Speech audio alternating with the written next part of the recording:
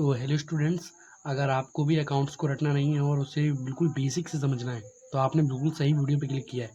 चलिए आज की वीडियो में हम समझने जा रहे हैं बहुत इंटरेस्टिंग टॉपिक क्लास 11th की चैप्टर 3, जिसमें एक टॉपिक आता है एक्रूअल बेसिस और कैश बेसिस। इसमें क्या होता है, जैसे कि हम कोई भी सामान जब भी हम मान लीजिए उधार बेचते हैं, जैसे यहाँ पे एग्जाम्पल लेते हैं, 5,000 का सामान हमने बेचा, लेकिन उसे बेचा कैसे? उधार बेचा। अब समझिए, अगर हम सामान को उधार बेचते हैं तो हम उसे दो जगह समझते हैं। एक होता है एक्रूअल बेसिस, एक होता है कैश बेसिस। यानी कि अगर हमें पैसा मिलते टाइम हमें अगर अकाउंट बनाना है तो हम कैश बेसिस को सिलेक्ट करेंगे। यदि हमें सामान हमने बेचा, हम भले उधार का बेचा हम, लेकिन अकाउंट अभी बनाएंगे, यानी आज ही बनाएंगे, तो उसे कहते हैं एक्रूअल बेसिस। पैसा मिले ना मिले हम अकाउंट जरूर बनाएंगे। एक होता है कैश बेसिस, 5,000 का सामान हमने उधार बेचा, हमें जब 5,000 रुपये मिल जाएंगे तभी हम अकाउंट बनाएंगे, चाहे 1 महीने 2 महीने बाद मिले, तभी 2 महीने बाद ही फिर अकाउंट बनेगा इसका। अभी कुछ नहीं होगा इसका अकाउंट, अभी ना अकाउंट बनेगा ना कुछ होगा। चलिए एक बार से इसके कुछ बेहतरीन पॉइंट समझ लेते हैं। जैसे कि यहाँ पे दे रखा है accrual basis and cash basis. सबसे पहले इसको हम रिकॉर्ड कब करते हैं? देखिए, जब सामान बिका, यानी कि जब सामान बिकेगा तभी तुरंत के तुरंत हम एक्रूअल बेसिस यानी हम इसे रिकॉर्ड कर देंगे, तो उसे एक्रूअल बेसिस कहते हैं। आउटस्टैंडिंग, यानी कि इसमें दिखाया जाता है, आउटस्टैंडिंग के बारे में इसमें दिखाया जाता है कि जो सामान बेचा है वो प्रीपेड है या आउटस्टैंडिंग है, उसमें दिखाया जाता है। और कंपनीज एक्ट के अंदर इसे माना जाता है कि नहीं माना जाता, तो एक्रूअल बेसिस को कंपनी एक्ट के अंदर माना जाता है।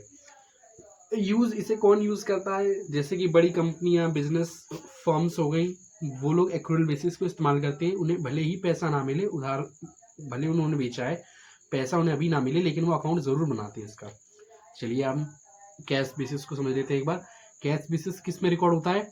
सबसे पहले देखिए, कैश जब हाथ में आ जाए, यानी कि जब कैश हाथ में आएगा तभी इसका अकाउंट बनेगा, वरना तब तक इसका अकाउंट नहीं बनेगा, भले ही 2 महीना पैसा अटके, 3 महीना, 4 महीना अटके। चलिए अब इसका आउटस्टैंडिंग समझते हैं।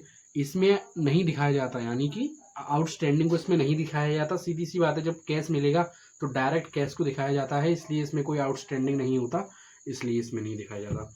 कंपनीज एक्ट इसको नहीं मानती, क्योंकि ये एक तरीके से मिथ है। अगर मान लीजिए पैसा वो हाँ हाँ करता रहे और नहीं दे, तो ये भी एक प्रॉब्लम है। या मान लीजिए थोड़ा थोड़ा करके दे, 5,000 है वो 1,000 हर महीने 1,000 दे, तो इसलिए कंपनीज एक्ट इसको नहीं मानती। कंपनीज एक्ट ज्यादातर इसको मानती है, इसको बिल्कुल नहीं मानती। और यूज कौन करता है इसको? कौन यूज करता है? कैश बेसिस, यानी कि इसे वो इस्तेमाल करती हैं, जैसे कि वकील हो गए, डॉक्टर्स हो गए, हमारे शॉपकीपर्स, छोटे दुकानदार हो गए, ये लोग ज्यादातर इसे इस्तेमाल करते हैं। क्यों? क्योंकि इन्हें डेली बेसिस पे पैसा चाहिए होता है। जब ये हाथ में पैसा आएगा तभी ये लोग अकाउंट बनाएंगे, जब तक पैसा नहीं आएगा तब तक ये अकाउंट नहीं बनाएंगे, क्योंकि इनके पास वो डेली कस्टमर्स होते हैं या वीकली कस्टमर्स होते हैं, मतलब एक तरीके से ऐसे होता है। चलिए आज हमने बहुत ही बेहतरीन टॉपिक को समझा, एक्रूअल बेसिस और कैश बेसिस, जिसमें हमने देखा कि यदि 5,000 का सामान हमने अभी बेचा और अगर उधार बेचा तो क्या होगा। उसके दो कारण हो सकते हैं। एक कारण, या तो हम उधार लेते टाइम, जब उधार का मतलब पैसा रिकवर करेंगे तभी सीधा अकाउंट बनाएंगे और उसे कैश बेसिस कहेंगे, या हम उधार बेच देंगे, उसका अकाउंट बना देंगे, पैसा जब आएगा तब का तब देखा जाएगा, तो उसे क्या कहते हैं? एक्रूअल बेसिस कहती हैं। हमने इसको बहुत ही बेहतरीन तरीके से समझा है।